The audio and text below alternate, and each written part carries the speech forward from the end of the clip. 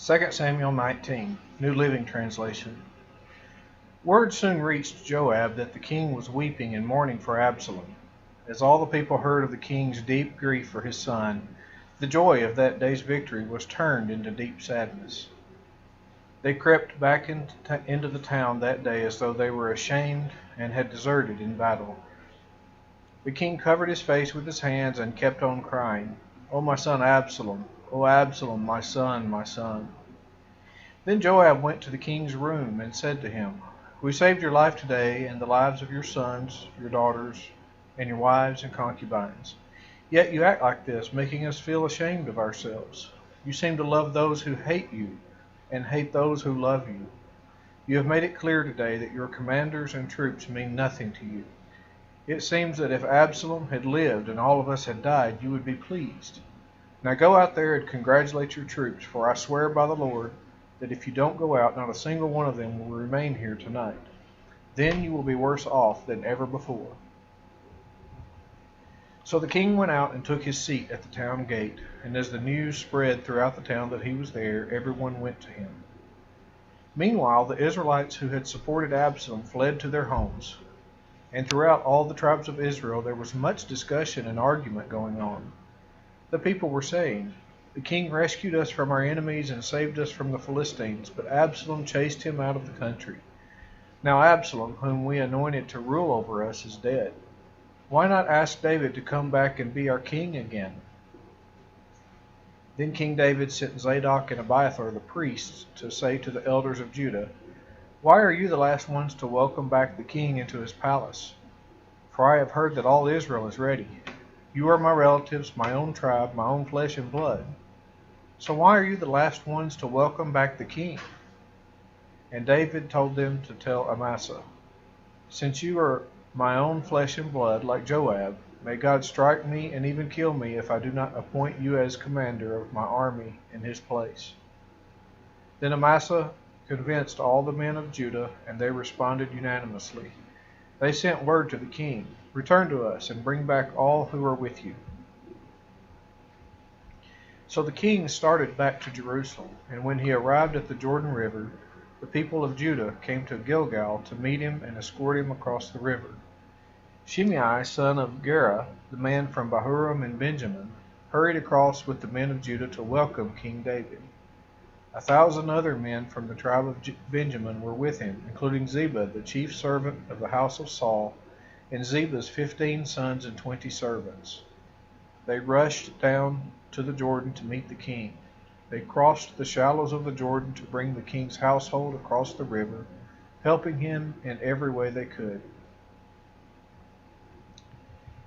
As the king was about to cross the river, Shimei fell down before him. "My lord the king, please forgive me," he pleaded.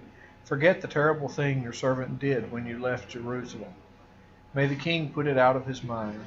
I know how much I sinned. That is why I have come here today, the very first person in all Israel to greet my lord the king." Then Abishai, son of Zeruiah, said, "Shimei should die, for he cursed the Lord's anointed king." "Who asked your opinion, you sons of Zeruiah?" David exclaimed. "Why have you become my adversary today? This is not a day for execution, for today I am once again the king of Israel." Then, turning to Shimei, David vowed, "Your life will be spared." Now Mephibosheth, Saul's grandson, came down from Jerusalem to meet the king. He had not cared for his feet, trimmed his beard, or washed his clothes since the day the king left Jerusalem. "Why didn't you come with me, Mephibosheth?" the king asked him. Mephibosheth replied, "My lord the king, my servant Ziba deceived me. I told him, 'Saddle my donkey so I can go with the king,' for as you know, I am crippled.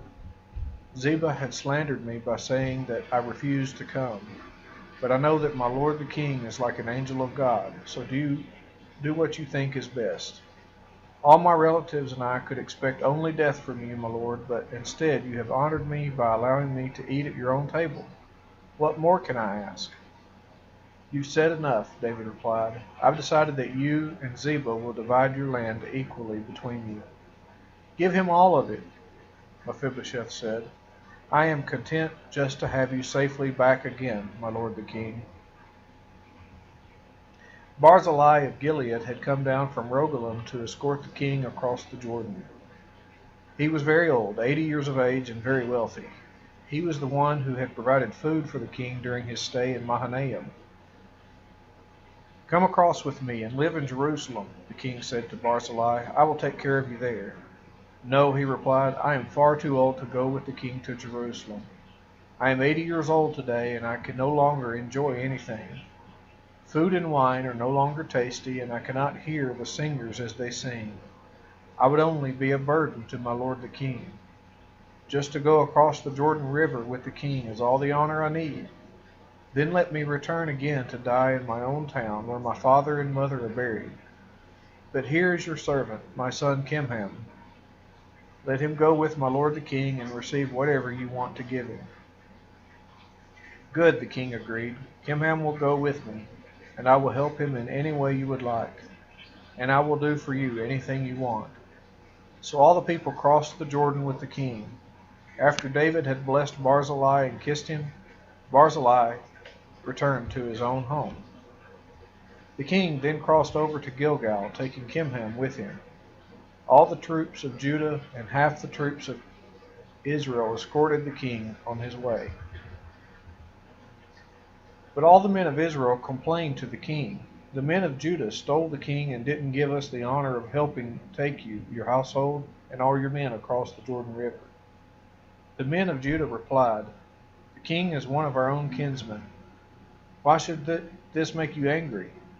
We haven't eaten any of the king's food or received any special favors." "But there are 10 tribes in Israel," the others replied, "so we have 10 times as much right to the king as you do. What right do you have to treat us with such contempt? Weren't we the first to speak of bringing him back to be our king again?" The argument continued back and forth, and the men of Judah spoke even more harshly than the men of Israel.